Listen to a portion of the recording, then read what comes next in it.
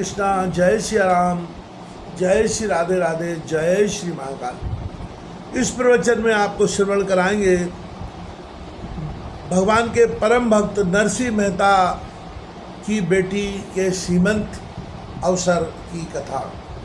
श्रवण कीजिएगा।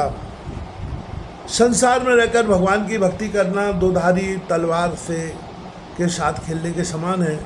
ऐसे भक्तों के सामने एक ओर सांसारिक बाधाएं दीवार की तरह खड़ी हो जाती हैं और दूसरी ओर शुद्ध सात्विक जीवन की सुनहरी झलक उन्हें अपनी ओर खींचती है। फिर भी भक्त भगवान की कृपा से अपने सांसारिक और पारमार्थिक दोनों कार्यों को शास्त्रों की आज्ञा के अनुसार ठीक ठीक संपन्न करते हैं। मध्याह्न का समय हो चुका था। भगवान का पूजन करके नरसिंह राम भोजन की तैयारी कर रहे थे। ठीक उसी समय श्री रंगधर मेहता के भेजे हुए ब्राह्मण ने आकर उनके हाथ में कुमकुम पत्रिका दी। पत्रिका खोलकर वह वाँचने लगे। परम स्नेही भक्तराज श्री नरसिंह राम जी सप्रेम भगवत स्मरण। सब आपकी पुत्री कुंवरबाई का सीमंत मुहूर्त माघ शुक्ला सप्तमी रविवार को निश्चित हुआ है। अतः आपसे निवेदन है कि आप इस शुभ अवसर पर अपने इष्ट मित्रों के साथ पधार कर मेरे आंगन की शोभा बढ़ाने की कृपा करें। यहाँ सब तरह से कुशल है। आशा है आप भी कुशल पूर्वक होंगे। आपका श्री रंगधर राय। मेहता जी ने ब्राह्मण का यथोचित सत्कार किया और दूसरे दिन विदा किया। भक्तराज ने अपने मन में विचार किया कि आज तक के व्यवहारिक कार्यों में और मेरे जीवन में भी यह अंतिम प्रसंग है। अतः यथाशक्ति देकर पुत्री को संतुष्ट करना चाहिए। किंतु इसके लिए मुझे क्या, मैं व्यर्थ क्यों चिंता करूं। वही भक्तवत्सल भगवान मेरे अंतिम प्रसंग को भी सिद्ध करेंगे। भक्तराज ने किसी सेवक की टूटी बैलगाड़ी और बूढ़े बैलों को जोतकर जूनागढ़ से प्रस्थान किया। उनके साथ 2-4 साधुओं का समुदाय था और सामान में केवल भगवान की प्रतिमा, करताल तथा गोपी चंद्र आदि पूजा की सामग्री थी। प्राय 8-10 दिन में भजन कीर्तन करते हुए वह ऊना पहुंच गए। श्री रंगधर मेहता के घर खूब धूमधाम के साथ उत्सव की तैयारी हो रही थी। भक्तराज के आने का समाचार सुनकर वह उनसे मिलने के लिए आए। उन्होंने कुशल समाचार पूछकर एक पुराने मकान में उनके ठहरने का प्रबंध कर दिया। सभ्य समाज तो भक्ति को एक खेलवाड़ समझता है। भला ऐसे व्यर्थ तमाशा करने वालों को किसी सुंदर स्थान में उतारने से क्या लाभ। परंतु हमारे भक्तराज के लिए तो पर्णकुटी और राजभवन एक समान थे। उन्होंने भगवान की प्रतिमा को एक किनारे स्थापित कर दिया और स्नान आदि करके नियमानुसार श्री कृष्ण कीर्तन में प्रवृत्त हो गए। पिता के आने की खबर सुनकर कुंवरबाई को बड़ी प्रसन्नता हुई।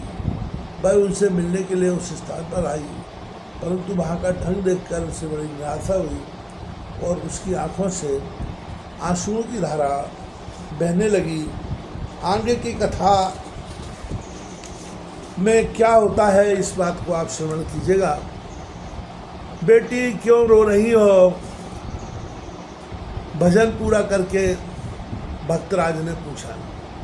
पिताजी, सारी नागर जाति मेरा मजाक उड़ा रही है। यदि आप इस साधु मंडली के साथ न लाकर अपने कुछ भाई बंधुओं को साथ ले आते तो इन लोगों को बुरा ना मालूम होता। कुंवरबाई ने उत्तर दिया। पुत्री, तुम लोगों की बात पर क्यों ध्यान देती हो? तुम नहीं जानती कि गंगा का पाप शीश ताप का और कल्प तरु दरिद्रता का नाश करता है, परंतु महाजन संत लोग पाप ताप और दरिद्रता तीनों का नाश करते हैं। फिर इनसे बढ़कर अपनी आत्मीय और संबंधी कौन है? सांसारिक भाई बंधु तो बस स्वार्थ पर निर्भर करते हैं। अगर स्वार्थ सिद्ध न हो तो माता पिता भाई बहन सगे संबंधी जितने हैं सभी वीराने हो जाते हैं।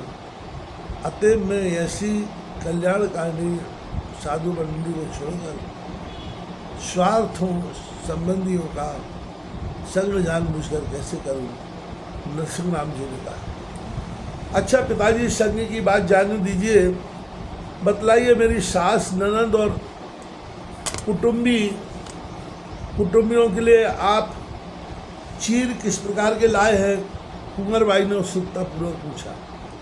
पुत्री, तुम तो जानती हो कि हमारा यह कंगाल पिता कुछ भी करने की शक्ति नहीं रखता। जो कुछ करना होगा वही दीन दयालु करेंगे। भक्तराज ने निश्चिंततापूर्वक उत्तर दिया। पिताजी, कल ही तो सीमंत का मुहूर्त है और आप साथ में कुछ भी लाए नहीं। फिर भगवान किस प्रकार पहुंचा जाएंगे? वह कहाँ रहते यह भी तो निश्चित नहीं। अधीर होकर कुंवरबाई ने कहा, बेटी, तुम यह क्या कह रही हो? तुम इतना घबरा रही हो। तुमने तो उन प्रभु की दीन दयालुता प्रत्यक्ष देखी है। तुम्हारे भाई श्यामल दास के विवाह कार्य में उन्होंने कितना परिश्रम किया था। तुम्हारी विदाई स्वयं भगवान ने ही तो की थी। फिर तुम्हारे हृदय में ऐसी शंका क्यों उत्पन्न हुई? उनका निवास तो जड़ चेतन, आकाश पाताल और पृथ्वी में सर्वत्र है। अतः तुम निश्चिंत होकर अपने घर जाओ। भगवान सब कुछ अच्छा ही करेंगे। भक्तराज ने कुंवरबाई का समाधान करते हुए कहा। कुंवरबाई कुछ आश्वस्त होकर अपने घर वापस चली गई और गृह कार्य में प्रवृत्त हो गई। इधर नरसिंह मेहता भगवान को नैवेद्य प्रदान करके साधु मंडली के साथ श्री रंगधर मेहता के घर पर आए। वहाँ जाति भर के लोग एकत्रित हुए थे और भोजन की तैयारी हो रही थी। लोग स्नान कर करके भोजन के लिए बैठ रहे थे। नरसिंह राम भी स्नान करने बैठे, परंतु जल इतना अधिक गर्म था कि उसे स्पर्श करना भी कठिन था। उन्हें क्या पता था कि परीक्षा लेने के लिए जानबूझकर इतना गर्म जल दिया गया है। उन्होंने सरलतापूर्वक थोड़ा सा ठंडा जल मांगा। इस पर कुंवरबाई की सास ने प्रयास करते हुए कहा, आप तो भगवान के प्यारे भक्त हैं। आकाश से वृष्टि कराकर भगवान से ठंडा जल ले लीजिए। वहाँ पर जितने नागर उपस्थित थे, सबने व्यंग में एक स्वर से कहा, हाँ ठीक तो है। भक्तराज जी के लिए यह कौन बड़ी बात है। भक्त बड़े पशुपीस में पड़े। सोचा सब लोग भोजन के लिए तैयार बैठे हैं। जब तक वृष्टि नहीं होगी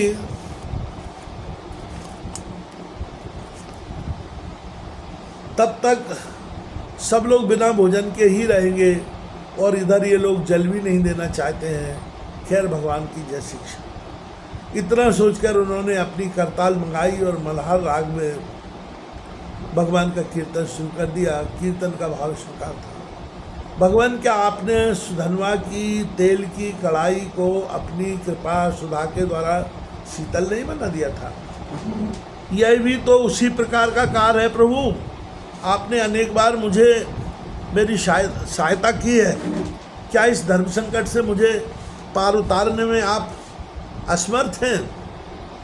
बन जाएंगे। हे मेरे श्याम धन, तुरंत जल बरसाने की कृपा करें और इन मजाक करने वालों का मुंह बंद कर दें। भजन समाप्त होते होते माघ मास का निर्मल आकाश घनघोर घटाओं से छा गया। देखते देखते सावन भादों की तरह मूसलाधार जल बरसने लगा। बने ठने सब लोग भीग गए। भगवान की कृपा से भक्तराज का उष्णोदक जल शीतल हो गया। वर्षा बंद हुई। तब स्नान करके वह भी सब लोगों के साथ भोजन करने के लिए आसन पर बैठ गए।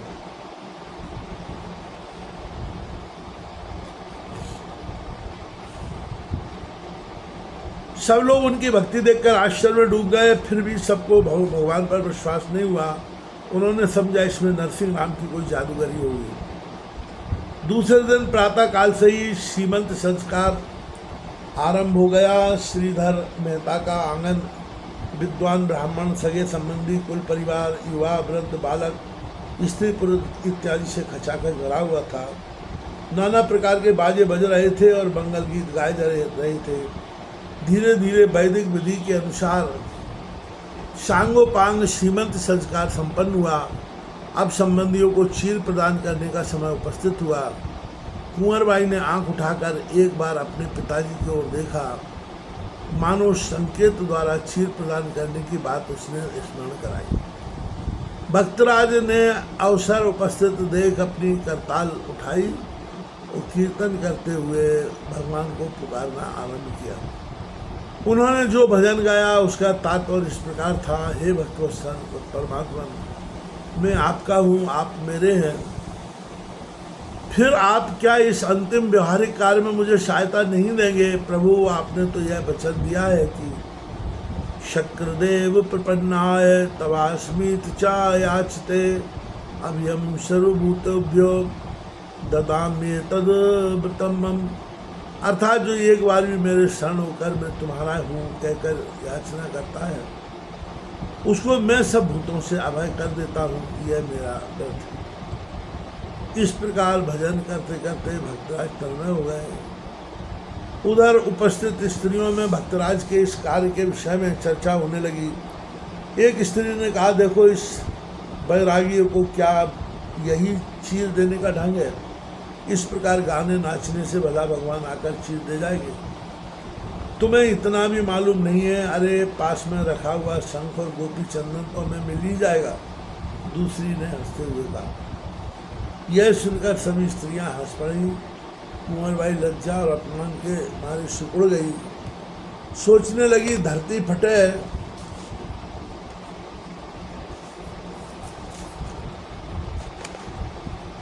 धरती फटे तो उसमें समा जाऊं, परंतु बेचारी मौन रहने के सिवा और किस समय कर ही क्या सकती थी। एक धर्मपरायणा अनुभवी वृद्धा स्त्री ने सबको मना करते हुए कहा, भगवान के लिए ऐसे एकांतिक भक्ति की हंसी नहीं उड़ानी चाहिए। मालूम नहीं वे क्या लीला कर डाले। भगवान की सच्ची भक्ति के बल पर क्या नहीं हो सकता। क्या तुम लोगों ने द्रौपदी के चीर बढ़ने की बात नहीं सुनी है? जगत में समालोचकों की कोई कमी नहीं है। अर्थात मनुष्य चाहे उसे जानकारी हो न हो, अपनी बुद्धि के अनुसार दूसरों की समालोचना करता ही है। समालोचना की इतनी प्रबल बाढ़ चला करती है कि यदि साधक का स्तर चित्त वाला हो तो उसे पथभ्रष्ट होने में देर नहीं लगती। भक्तराज नरसिंह राम को तो ऐसी सांसारिक बाधाओं से एकदम परे थे। उन्हें इतनी फुर्सत कहाँ थी कि भाई दूसरे की समालोचना सुनते। भाई तो तन्मय होकर बस भगवान का आह्वान कर रहे थे। आखिर उनकी एक मुखी दीन पुकार 7 लोगों को भेजकर दिव्य भगवत धाम में पहुँच ही गई और भक्तवत्सल भगवान तत्काल भक्त का कार्य करने के लिए तीव्र गति से चल पड़े। भक्तराज का कीर्तन समाप्त होते ही मंगल गीत गाती हुई अनेकों दिव्य वस्त्राभूषणों से सुसज्जित दिव्य तेजोमयी सुंदरियों के साथ एक सेठ के रूप में स्वयं भगवान ने संस्कार मंडप में प्रवेश किया। इस रहस्य को कोई दूसरा नहीं जान पाया, जानता भी कैसे? इन चर्म चक्षुओं के द्वारा योग समावृत भगवान के दर्शन, दिव्य विग्रह के दिव्य दर्शन दूसरों को कैसे हो सकते थे? भक्तराज भगवान को पहचान कर उनके चरणों पर लौट गए। सेठ रूपधारी भगवान ने अपना परिचय देते हुए श्री रंगधर मेहता से कहा, श्री रंगधर जी, नरसिंह जी मेरे अभिन्न सखा है। मैं द्वारका में रहकर इनके साझे में व्यापार करता हूँ। मेरी सारी संपत्ति इन्हीं की कृपा का फल है। इतना कहकर सेठ जी ने अपने हाथों समस्त संबंधियों को अमूल्य वस्त्राभूषण प्रदान किए। जाति प्रथा से बहुत अधिक ढेर के ढेर चीर प्रदान करके उन्होंने सबको संतुष्ट किया। सभी उपस्थित लोगों ने विस्मय के साथ इस लीला को देखा और सबने भक्तराज की बुरी बुरी प्रशंसा की। भक्तराज ने गदगद कंठ से भगवान का हार्दिक स्वागत किया। श्री रंगधर के आग्रह करने पर भगवान ने उस दिन उनका आतिथ्य स्वीकार किया और दूसरे दिन वहाँ से विदा होकर अंतर्हित हो गए। साधु मंडली के साथ भक्तराज भी जूनागढ़ लौट आए।